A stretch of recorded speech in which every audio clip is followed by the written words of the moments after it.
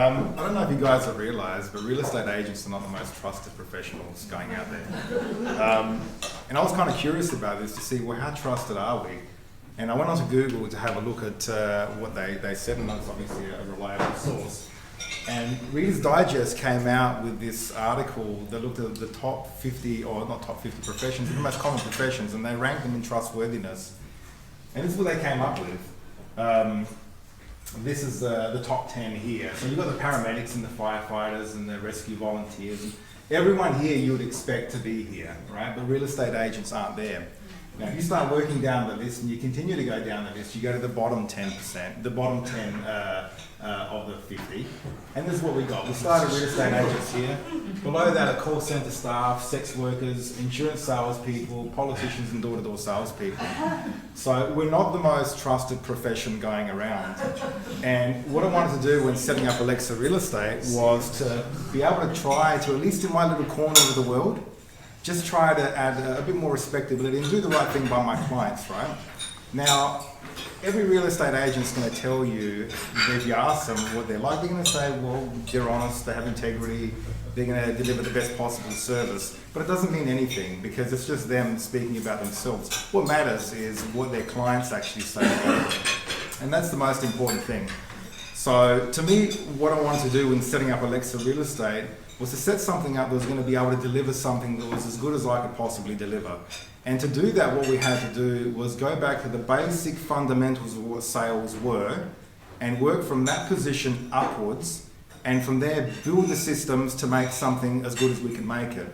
And I wrote this book here about 6-7 years ago, and in that book I had this little diagram. And it was a simple diagram, but I think it summarizes real estate to a T.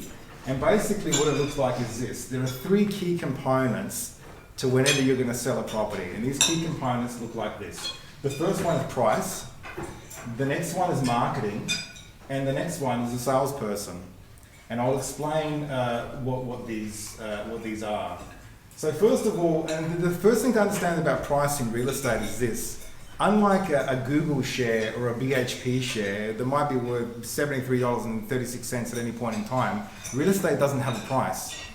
It rather has a range of acceptable pricing that a market is prepared to pay at any point in time. And this is why getting pricing right is so important. When you put a property on the market, you get to list the price. It all starts with the appraisal. Now, the appraisal has to be done properly, and there's some good reasons for that.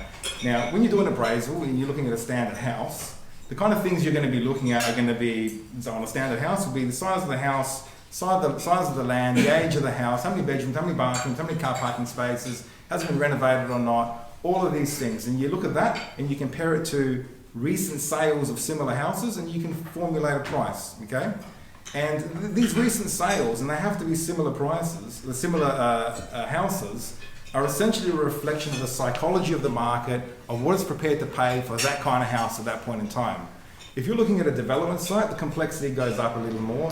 You then start looking at zonings of the property, you start looking at frontages, you start looking at minimum lot sizes, slope of the blocks, you start looking at whether electricity poles are at the front of the house that are going to impede development, whether significant trees are going to impede development on the site or on the neighbour's property. There's a whole bunch of things to look at. 2 main reasons why this is important. First of all, it's important because once you set the price, what happens is by going through that appraisal, you go through all the factors that justify that price. So when someone walks through the door and they say, no, it's not worth that much, you get to say, yeah, it's worth that much because of this, and this reason. But the other reason about getting pricing right and doing the appraisal right is because of this. Whenever you put a property on the market, you always have this kind of thing happening. This is volume of people over time, okay? Now, every property at the beginning will have a high volume of people, then it tapers down over a period of time. If let's assume that you're looking at a house, right? And let's just say it's on average worth about $100, okay? If you go ahead and you put that property on the market for $50, you're going to end up with this wild amount of people coming through the door. You have a huge amount of competition. But what you've done is you've set the price at $50. You've essentially created a glass ceiling that if you start pushing past, it's like an elastic band. And you probably may never even get to that $100, okay? If, for the other side of the coin, you put on the market for $200, okay? You put the property on the market for $200, all of a sudden what happens is that curve looks like a flat line.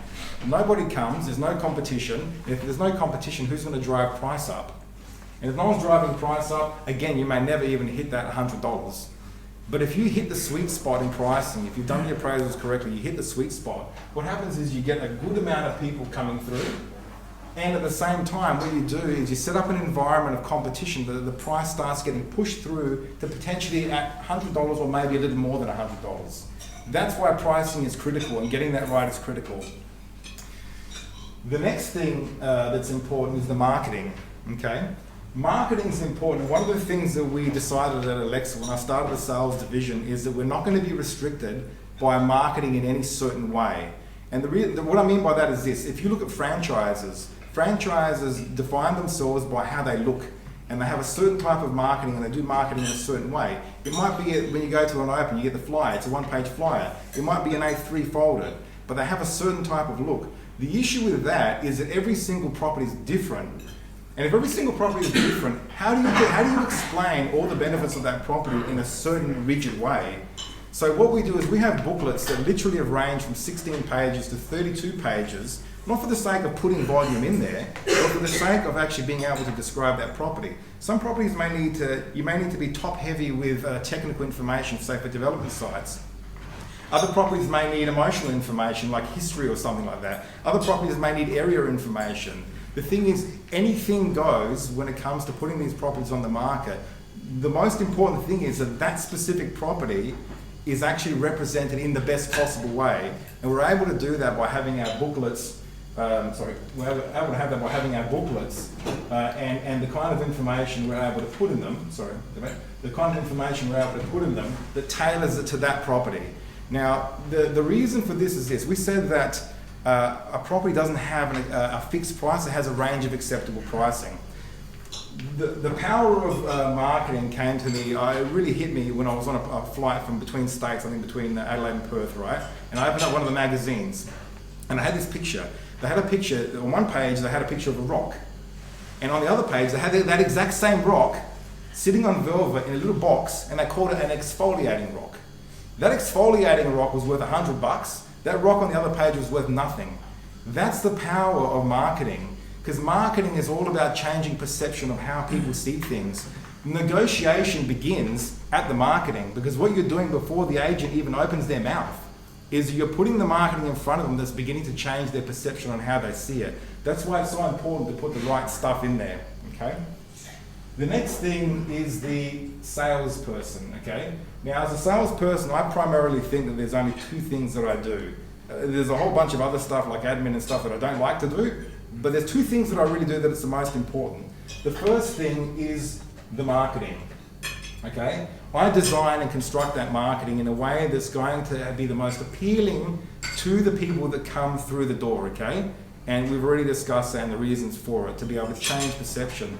The other thing that I do that's really the most important is negotiate.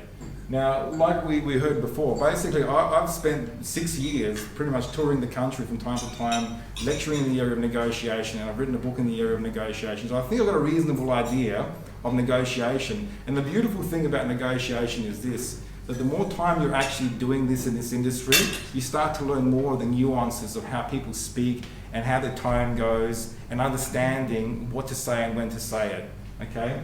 So I've got that, I think I've got that down pat. The other thing that we do, I guess as a salesperson, because one of the things that is my primary role is to orchestrate the whole thing. One of the things we also do, and I can't go through everything that we do at Alexa, but one of the things we do is whenever we stick a property on the market, it's our policy that we'll put it on the market, and it'll be on the market at least once a week, every single week until the thing sells. If it takes 16 years to sell the property, we'll be on the market every single week until the thing sells. If we have to do 2 opens a week, because it's appropriate, then we'll do that, right? So the property will be consistently shown, okay? Now, and obviously once it's done, we'll call up the client, we'll tell them the feedback, we'll tell them how many people came through, send them reports, and we'll also follow up all these people. The point is this, why we do that, okay? Is this. If everything here is done effectively as possible, if we've optimized all of these and they can synergize together, we have the best chance of getting the best outcome for the client and the best price, okay? The thing is this, when you put a property on the market, there's no guarantee you're going to get the price that you want. And if you look at this, this triangle here, you might notice something. It might not be obvious, but I'll explain it. If there are two variables here that we can have complete control over, and one we can't. This here, we can have complete control over, the salesperson. How the salesperson performs, we can have complete control over. Our procedures, our processes, all of that, I've got complete control over. This marketing, the marketing never sees the light of day of the market until the client looks at it and says, that's as good as it can possibly be. We won't release it until they look at it and say, yep, that's spot on, right? The thing is this, if 6 weeks passes, 8 weeks passes, 12 weeks passes and it hasn't sold, and that's made constant. That's made constant as well because we can control these two things. There's only one variable left. And what happens is that the client gets to see, after all these weeks, this is why we do it every single week, we run it open, we provide the feedback, they get to see exactly what's happening. It's a completely transparent process so they get to understand that, okay, we've gone 12 weeks, it hasn't sold. But the thing is, the marketing, I agreed from the very beginning, was going to be perfect. Well, it was perfect. Angelo's done what it was supposed to do, so that couldn't be the problem. If it hasn't sold in that time, price has to be the issue. And it makes it easier for them to be able to make a decision if they need to make a price adjustment, to make that adjustment before the property stays on the market forever and the property starts to become stale. And this is why, these are some of the testimonials we've gotten. This is only a sample of them. Now, I can assure you that some of these testimonials that we've gotten from clients that didn't get the price that they wanted, but in the end, they got a price they knew was the best possible price that they could have gotten, okay? And there are also a bunch of clients as well that we put, like that one there, and that one there, which we put on the market and they got well above what they expected to get.